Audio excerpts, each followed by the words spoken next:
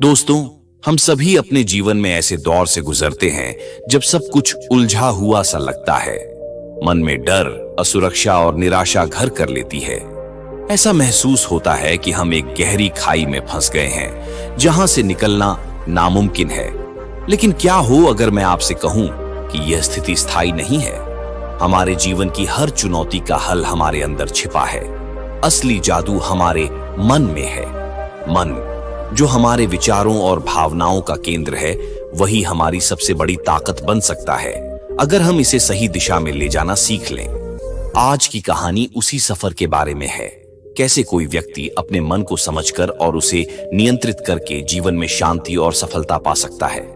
यह कहानी केवल प्रेरणा नहीं, बल्कि एक सीख है कि हमारा सबसे बड़ा मित्र और सबसे बड़ा शत्रु हमारा मन ही है। आइए इस अनमोल यात्रा की शुरुआत करें। अर्जुन एक छोटे शहर में रहने वाला 25 वर्षीय युवक है। बचपन में उसकी जिंदगी खुशियों से भरी थी, लेकिन जैसे जैसे वह बड़ा हुआ, उसकी जिम्मेदारियां बढ़ने लगीं और विफलताएं उसके मन को घेरने लगीं। वह हर दिन सोचता, मैं इतना मेहनत करता हूं, फिर भी कुछ नहीं बदलता। क्या मेरी किस्मत ही खराब है? अर्जुन अक्सर अपने दोस्तों और परिवार से कटकर अकेला रहने लगा। उसके मन में हमेशा नकारात्मक विचार आते थे। मैं कभी सफल नहीं हो पाऊंगा, लोग मेरी काबिलियत पर शक करते हैं, मेरा जीवन बेकार है। एक दिन उसने फैसला किया कि वह अपनी इस मानसिक अवस्था से बाहर निकलेगा। लेकिन कैसे? यही सवाल उसे बार बार परेशान कर रहा था। एक सुबह अर्जुन अपने गांव के पास एक पुराने मंदिर में गया। वहां उसने एक साधु को ध्यान करते हुए देखा। साधु के चेहरे पर गहरी शांति और तेज था। अर्जुन ने साहस जुटाया और उनके पास जाकर कहा, गुरुजी, मेरा मन हमेशा परेशान रहता है। मैं जीवन में कुछ भी अच्छा नहीं देख पाता। कृपया मुझे कोई उपाय बताइए। गुरु ने आंखें खोलीं और मुस्कुराते हुए कहा, वत्स, तुम्हारी समस्या का हल तुम्हारे भीतर ही छिपा है। क्या तुम अपने मन को समझते हो? अर्जुन ने सिर झुकाकर कहा, गुरुजी, मैं नहीं जानता। मेरा मन तो हमेशा मुझे परेशान करता है। गुरु बोले, तो पहले अपने मन को समझो। तुम्हारा मन ही तुम्हारा सबसे बड़ा मित्र और सबसे बड़ा शत्रु है। चलो, मैं तुम्हें एक कहानी सुनाता हूं। एक समय की बात है, एक राजा था। वह बहुत शक्तिशाली था, लेकिन हमेशा परेशान रहता था।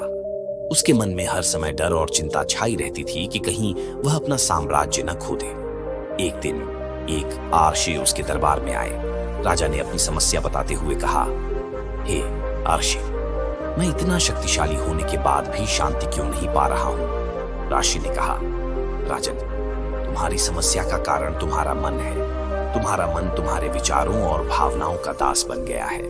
अगर तुम अपने मन को नियंत्रण में कर लो तो तुम्हारी सभी समस्याएं हल हो जाएंगी। राजा ने पूछा, मैं अपने मन को कैसे नियंत्रित कर सकता हूं?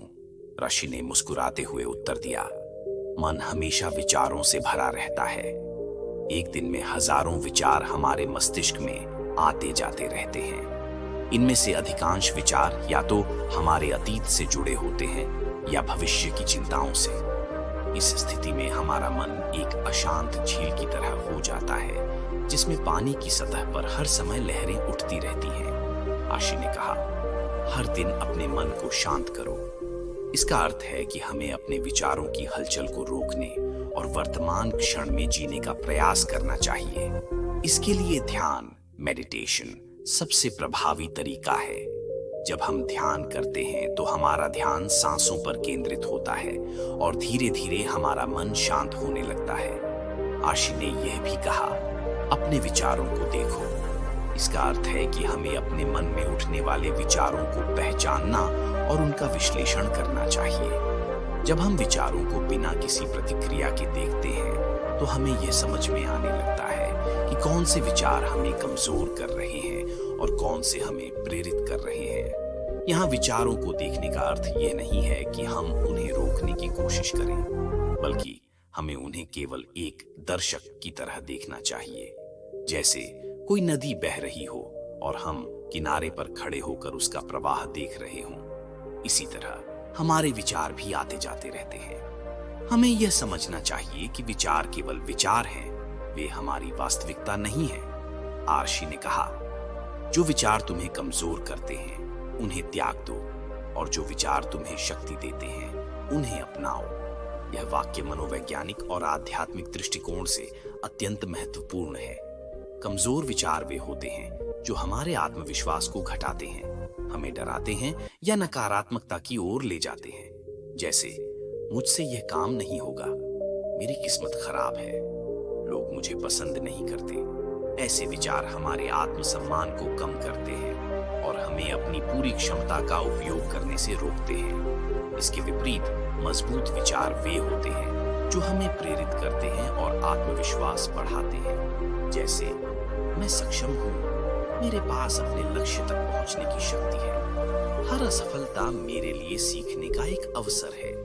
जब हम मजबूत विचारों को चुनते हैं तो हमारा मन हमें सकारात्मक दिशा में काम करने के लिए प्रेरित करता है। मन को घोड़े की तरह नियंत्रित करना। आर्शी ने मन की तुलना एक घोड़े से की। यह तुलना बहुत सार्थक है। घोड़ा यदि प्रशिक्षित न हो तो वह अनियंत्रित होकर इधर उधर भागता रहता है और सवार को गिरा सकता है। लेकिन यदि घोड़े को सही ढंग से प्रशिक्षित किया जाए तो वह सवार को उसके लक्ष्य तक सुरक्षित और तेज गति से पहुंचा सकता है। इसी प्रकार हमारा मन भी यदि अनियंत्रित हो तो यह हमें भटकाता है। ये नकारात्मकता, भय और चिंताओं से भर जाता है। लेकिन यदि हम इसे प्रशिक्षित करें तो यह हमारी सबसे बड़ी ताकत बन जाता है। मन को नियंत्रित करने का अर्थ यह नहीं है कि हम विचारों को जबरदस्ती रोकें, बल्कि इसका अर्थ है कि हम अपने मन को सही दिशा में सोचने और काम करने के लिए प्रशिक्षित करें। यह प्रशिक्षण ध्यान, सकारात्मक सोच और आत्म जागरूकता के माध्यम से किया जा सकता है। अर्जुन ने गुरु की कहानी सुनी और उसे प्रेरणा मिली। उसने अपने जीवन में ध्यान और सकारात्मक सोच को अपनाने का फैसला किया। गुरु ने उसे 3 महत्वपूर्ण बातें सिखाई। 1. चेतन मन, वह जो अभी सोच रहा है। 2. अवचेतन मन, वह जो उसके अनुभवों और आदतों का हिस्सा बन चुका है। 3. अचेतन मन, वह जो उसकी सबसे गहरी भावनाओं और विश्वासों को नियंत्रित करता है। गुरु ने कहा, अगर तुम अपने अवचेतन और अचेतन मन को सकारात्मकता से भर दो तो तुम्हारा जीवन बदल सकता है। अर्जुन ने हर दिन ध्यान करना शुरू किया। उसने अपनी सोच को धीरे धीरे बदला। जब भी कोई नकारात्मक विचार आता, वह उसे सकारात्मक विचार से बदल देता। उसने खुद से कहना शुरू किया, मैं सक्षम हूं, मुझे सफल होने से कोई नहीं रोक सकता, मैं अपने जीवन का मालिक हूं। कुछ महीनों में अर्जुन ने महसूस किया कि उसका जीवन बदल रहा है। वह पहले से अधिक शांत और आत्मविश्वासी हो गया। अर्जुन ने अपने मन की शक्ति को समझा और महसूस किया कि जीवन में सबसे महत्वपूर्ण चीज हमारा मन है। वह जो सोचता है वही बनता है।